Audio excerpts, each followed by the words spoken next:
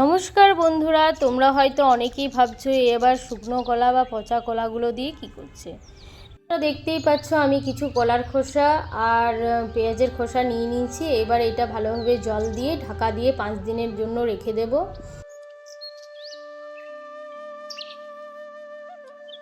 তোমরা দেখতেই পাচ্ছ আমি 5 দিন পর ঢাকাটা খুললাম, জলটার কেমন অবস্থা।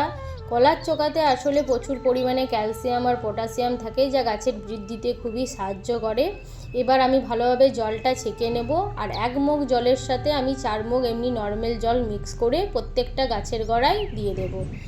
তো তোমরা দেখতেই পাচ্ছ আমি প্রত্যেকটা গাছের গোড়ায় ভালোভাবে দিয়ে দিচ্ছি। তো তোমরাও এরকম করতে পারো, সপ্তাহে একবার, গাছের বৃদ্ধির জন্য খুবই ভালো।